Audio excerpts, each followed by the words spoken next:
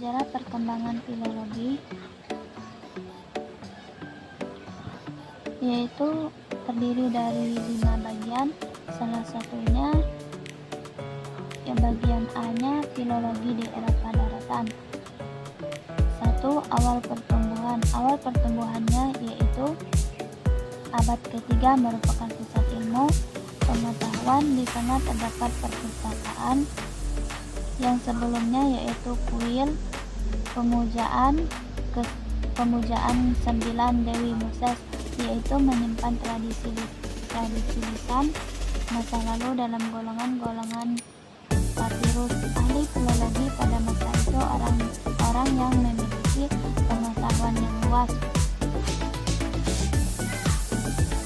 Kemudian bagian yang kedua yaitu tentang Romawi. Bagian A, Romawi Barat. Sejak abad ketiga, kegiatan filologi di Romawi Barat lebih diarahkan kepada naskah berbahasa Latin dan tidak terlalu fokus untuk membahas naskah-naskah Yunani seperti pada masa mazhab Iskandaria. Kemudian sejak abad keempat, bangsa Romawi Barat juga meninggalkan penulisan naskah yang menggunakan gulungan papirus selain karena merepotkan dalam hal pembacaan dan penulisan. Gulungan papirus tidak memiliki nomor halaman. Kemudian bagian D, Romawi Timur. Berbeda dengan Romawi Barat. Kegiatan filologi di Romawi Timur justru melanjutkan tradisi Yunani sehingga bermunculan banyak pusat studi Yunani di kawasan Romawi Timur tersebut, misalnya Antioch, Athena, Iskandaria, Beirut, Konstantinopel, dan Gaza. Iskandaria menjadi pusat studi filsafat Aristoteles dan Beirut pusat ilmu hukum. Filologi di beberapa perguruan tinggi memberikan keuntungan dengan bertambahnya tenaga ahli dan bidang. Pada masa muncul tradisi baru yaitu menulis tafsiran di pinggir teks yang kemudian dikenal dengan istilah Scholia. Procopius dari Gaza merupakan orang yang mempopulerkan menulis tafsiran tersebut. Kemudian bagian 3, Renaissance atau abad pencerahan merupakan peralihan dari zaman pertengahan ke zaman baru.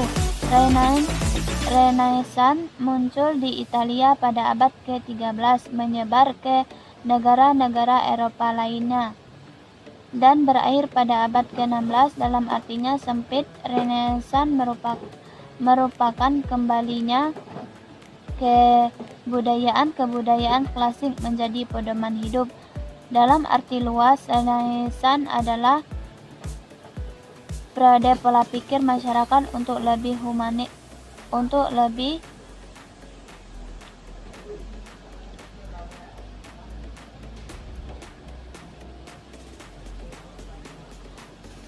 pada abad ke-15 juga Gutenberg dari Jerman menemukan mesin cetak yang memberikan perubahan besar bagi filologi. Manuskrip yang telah melalui proses edisi kemudian dicetak dan disebarluaskan dengan menggunakan mesin cetak. Kasus salah tulis dan penyimpangan penyalinan lainnya bisa diminimalisir. Akhirnya banyak perguruan tinggi membuka kelas-kelas filologi agar bisa melakukan suntingan teks. Dalam perkembangan selanjutnya, kajian filologi menjadi kabur karena telah dibaurkan dengan kajian naskah non-klasik seperti Germania dan Romania.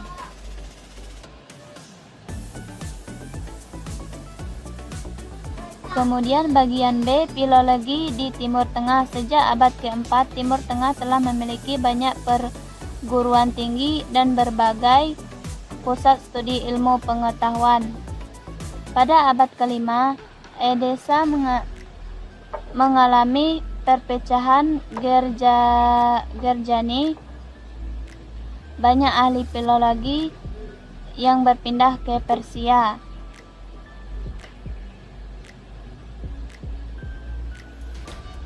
Kemudian bagian yang ke-C yaitu filologi di kawasan India yang akan dibahas oleh Rozi.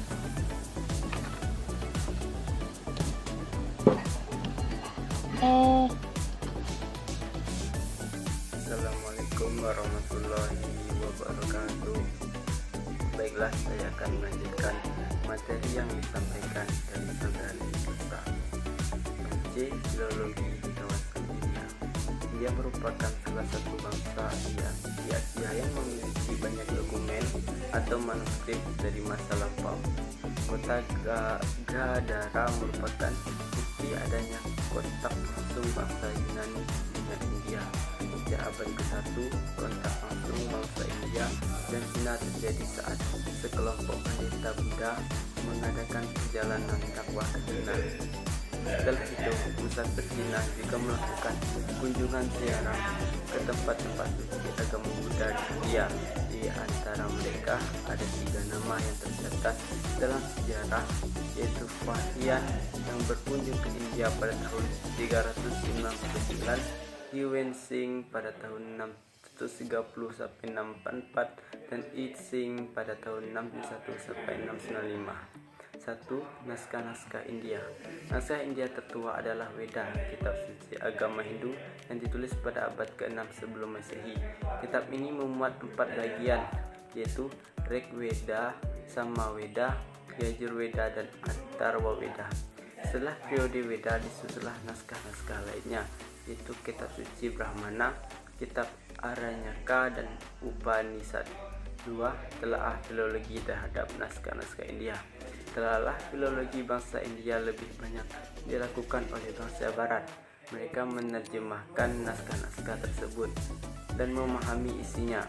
Huxley, seorang Jerman, menyusun tata bahasa Sanskerta ke dalam bahasa Latin pada abad ke-18. Inggris memulai kegiatan di India dengan menyusun kitab hukum berdasarkan naskah-naskah India. Kitab hukum ini kemudian diterbitkan di London tahun 1776. Terdapat 2 nama, yaitu Alexander Hamilton dan Friedrich Schlegel, yang cukup mumpuni untuk memajukan studi naskah-naskah Sanskerta. Baiklah, selanjutnya akan dijelaskan oleh saudara Tanca Noviandi. Selanjutnya, filologi di kawasan Nusantara. Pertama, naskah Nusantara dan pedagang Barat. Pada abad ke-16, bangsa Barat mulai tertarik pada naskah-naskah Nusantara. Kebanyakan dari mereka merupakan pedagang, sehingga mereka beranggapan bahwa manuskrip adalah barang yang layak dijual. Mereka mengumpulkan manuskrip tersebut dari berbagai macam tempat, seperti kuil, pesantren, dan tempat lainnya, lalu membawa dan menjualnya ke Eropa. Selanjutnya, telaah Nusantara oleh para penginjil. Sejak VOC masuk ke Indonesia, lebih difokuskan pembahasan tentang naskah-naskah Melayu, karena kolonial menggunakan bahasa Melayu sebagai bahasa komunikasi dengan pribumi. Dalam hal ini, pedagang berperan penting sebagai pengamat bahasa dan dilanjutkan oleh penginjil yang dikirim oleh VOC sebagai misionaris. Pada tahun 1629, diterbitkanlah Alkitab pertama oleh penginjil yang memiliki ketertarikan pada manuskrip Melayu. Belanda juga mendirikan lembaga Alkitab Melayu yang mengharuskan seseorang penerjemah bisa menguasai bahasa Melayu dengan baik, sehingga Telaan filologi terhadap manuskrip mulai diarahkan kepada penerjemahan manuskrip Melayu ke dalam bahasa Belanda. Selanjutnya, sejarah tahqiq an-nusus. Dalam bahasa Arab, ilmu penaskahan disebut dengan tahqiq al-nusus. Kegiatan filologi sebenarnya sudah ada sejak Al-Quran dibukukan, yaitu pemindahan Al-Quran dari tulang, kulit binatang, dan benda lain yang digunakan ketika Nabi Muhammad masih hidup ke media lain berupa lembaran mushaf.